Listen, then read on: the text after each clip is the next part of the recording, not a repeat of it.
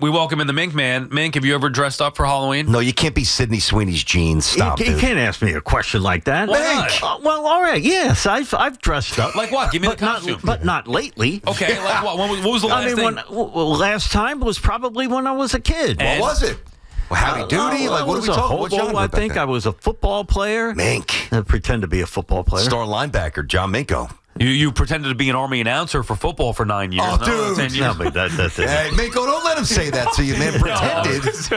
You were the legend, the voice of Army. What the hell happened? And now I'm pretending to be a St. John's brother. Hey, now he's the voice of a top 5 team of the country, so suck on that, Sal. And both of you, congratulations, I guess, are in order as the game's going to be on the radio this year. Looks like we'll have some of that stuff, which is we're very excited about. Got a lot of good things going on. How you doing, Minky? Listen, one thing about Mink, you are ever the corporate man. To an extent where it's a little bit much. Like, I never see you and you're not wearing something that says St. John's.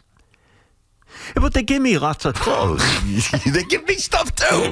I don't have any Adidas stuff yet. No, me neither. No Adidas yet. Let's go. Eddie Cole, wake up. How's retirement treating you? You miss the fans still? Yeah, I come every year. And usually I pick today, or basically this time, because there are no vacations.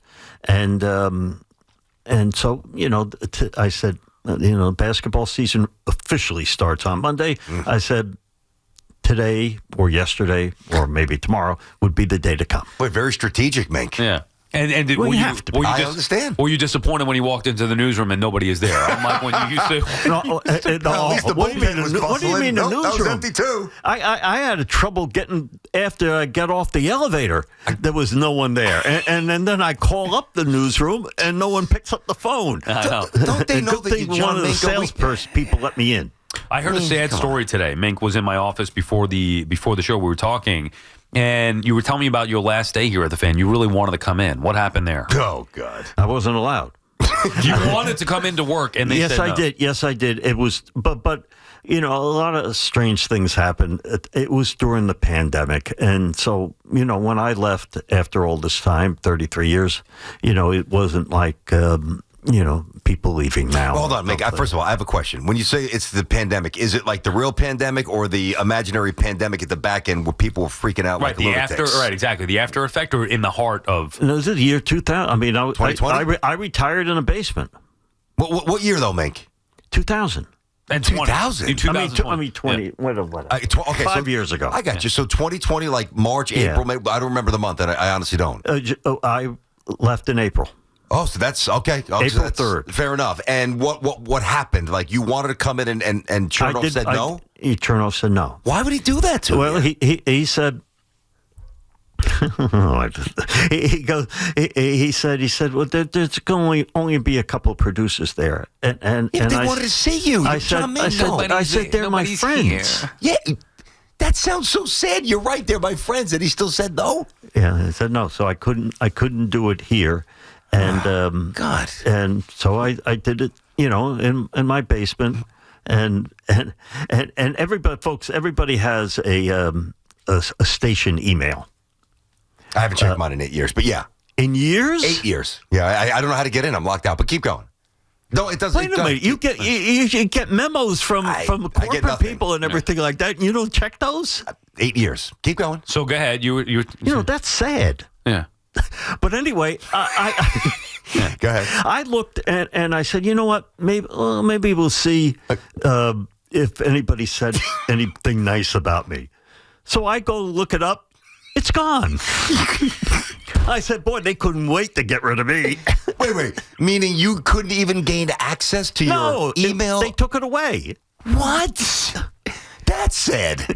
Poor Mink. Come on, Mink. God bless you, Mink. We love you. Minko. He couldn't come in and work. See, Dove is finding this out for the first time. How many years were you here? You know what the building looks like. Yeah, I love when you guys do that. You couldn't come in, and then you went to check your email because maybe somebody heard you for the final time signing off, and they were going to say, like, hey, Mink Man, we love you. Somebody that I worked with, since I couldn't come in, would write something nice, and I wanted to see if maybe someone would write something not nice. Did you at least make a news? Happened. Did they get around to like some little blurb in a newsletter or something? Had to be something corporate, maybe even a couple of months after the fact, no, right? I never.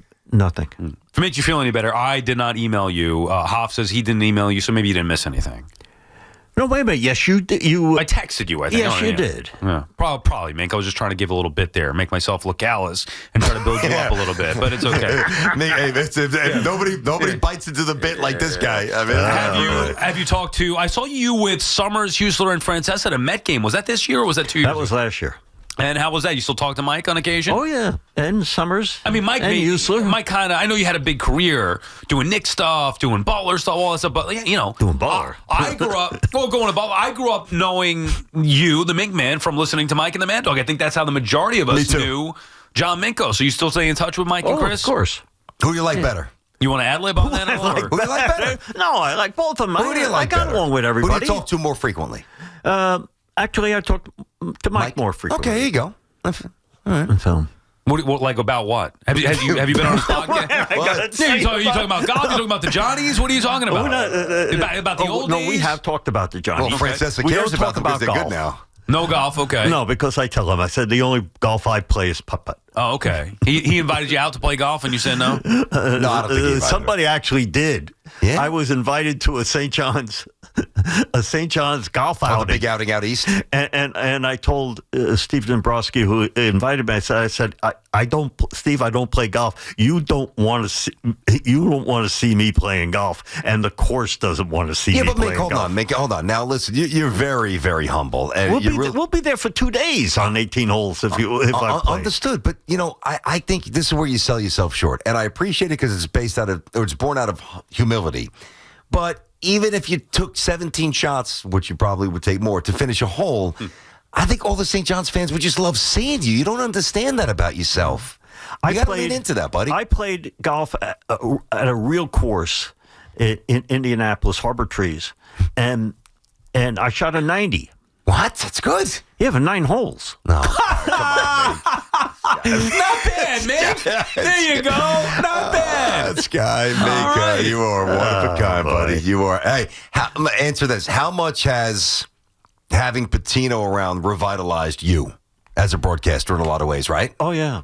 He's revitalized every single aspect of the program. Yeah. And of the university, not just the program. And the university. Yeah. And I think one of the factors was what we saw Saturday night. An exhibition game at Madison Square Garden. 14,000 people. With 14,000 people. Exhibition game against Michigan. I know. And that just goes,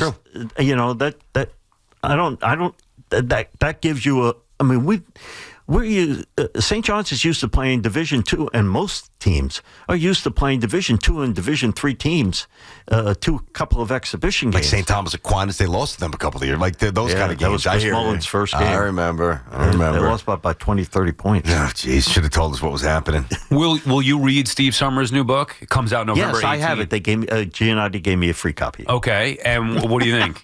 Well, why'd Gio get one? You didn't get one from Steve? I guess they must have had him laying around. But anyway, you'll read that book? Yes. Yeah. And it'll be interesting to see how much of that book I lived. Right. I think you're going to learn something from that. Because even I worked with him. Obviously, you worked with him a lot longer, but I produced for him for a while. There were things in that I learned. Are you going to write your own book one day?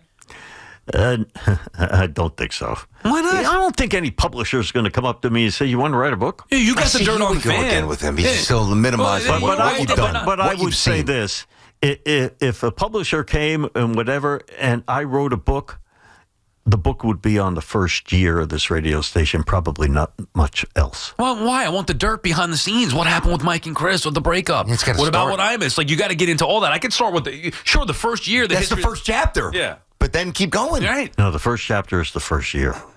Yeah. The history, and even the icon can vouch for this. The history of this radio station revolves around 1987. It does. Okay, you want to enlighten us to it, or no? We'd be here until the end of this year, saying what all that meant. You're a trip. You really are. I'd like to. Maybe I should do the book and interview I'll say this. Here we go. Other than corporate people and corporate people. Yeah. Mm-hmm. I could very well possibly be the first person to ever know about this place. What do you mean? You've got to be the first person to write a book about it to that extent. What do you mean? Because WHN 1050, that was before WFAN. And the program director of that station was named Gary Havens, who was a classmate of mine at Butler. And he was my program director at WIRE in Indianapolis, where I worked. And we're both good friends with Rick Cummings. You got a little tip. So here's the deal. I come home for vacation in last week of June in 1986, and I call up Gary. I said, "Can I come visit you?" I said, "I'm here for the week. Can I come to New York and visit you?" And so I come to WHN, met the people here, Del DeMontro, Lee Arnold, and so I go in Gary's office. He shuts the door. And I said, "Gary, I haven't done anything." He says, "I'm going to tell you something you can't tell anybody else." I said, "Who am I going to tell?" And he goes, "You're going to get a call from Rick next week. They're thinking of changing this station to all sports." And I sat there, "What was that now?" and he said, again, they're thinking of doing it for all sports. And indeed, I got the call the following week, which would be the first week of July of 86. And I went to some meetings with Jeff Schmullian and all that. Rick Cummings, who was the national program director for Emmis, was dead set against this. And I helped talk him into it a little bit.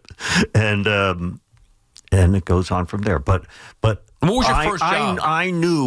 I knew about this place the last week of June in 1986. And what was your first job with the station?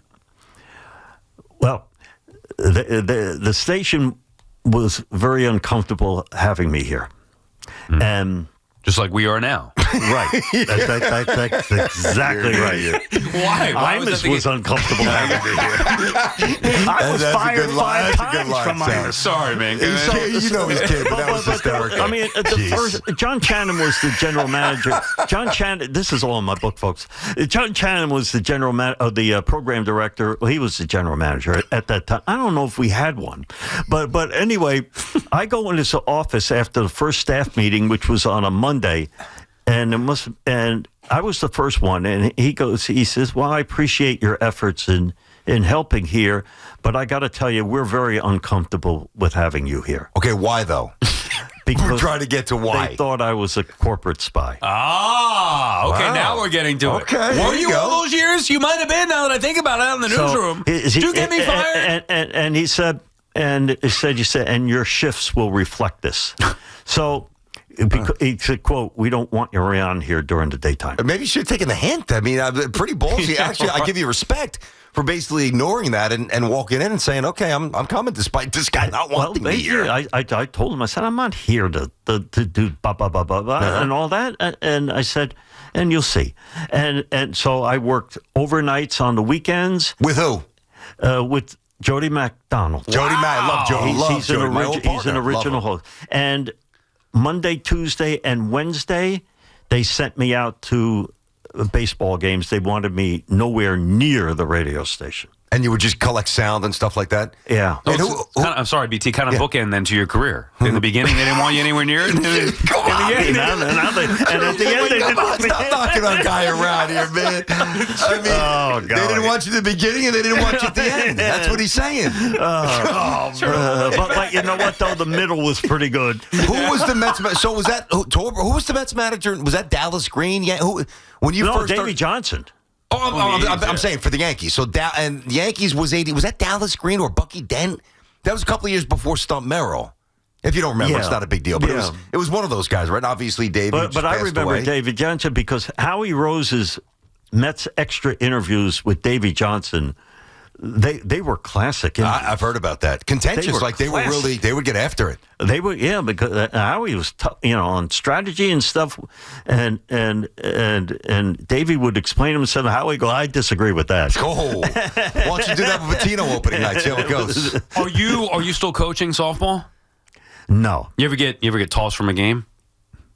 No, I've never been tossed from the game. Oh, because you were like a famous softball coach for a long time. I wasn't a famous. Well, yeah, I mean, they used to talk about it on Mike and Chris. You were coach. Didn't you coach? No, women? I had trouble with parents. Didn't you coach your daughter too? Like you did a lot of coaching. No, because I wanted to help and I wanted to coach these travel teams, but I did not want to coach my daughter. Interesting. Okay, so you I can see that to an extent. And so when she moved up, Yep. that's what my opportunity to coach the team. So I didn't, because my philosophy was this: coaching your daughter is not hard. Coaching your friends are. Well, sometimes it's hard coaching my son. So it depends on the game. Yeah, I mean, that's the exact opposite of daddy ball. Wow, interesting. And Sal, I do remember hearing that a lot. Yeah. Did you also coach, because the Fan had a basketball team back in the day. Did you also coach the Fan that? basketball team. You did. I remember hearing that all the time. Oh no, there was sometimes we had a good roster. Sometimes we had Mike Breen, Mike Dave played, Jennings, Billy Taylor. Mike played at Stepinac, if I'm not mistaken. Yeah, Mike Breen, good ball player. And it was good. We drew big crowds. I'm sure. We filled Christ the King one night. Wow. And I was coaching against Louis. We unfortunately, Mick, we have Brian Baldinger coming up, so we got to let you go here. Last thing though, because you probably you could reference this because you were around. Babe Ruth better than Ohtani? Babe Ruth. You saw him play, right? Oh yeah. Mate, don't take the bait with this guy. This guy will make you walk into everything. No, but you know what though? Ohtani is some talent. Yeah. Well, thank you, Mink. Of course, we appreciate the insight. Mink, he went 9 for 9 last night. See, that's why I did updates for 33 years. Yes, we know. We love you, despite messing around. And I love doing St. John's with you still. I can't wait till Monday. Awesome having you back. All kidding aside, always. we do love you. Miss you in the newsroom in Astoria and here every day. Good luck in your retirement. We'll talk to you soon, Mink. We'll see you next year. Just don't wait for the email. All right, we'll take a quick break.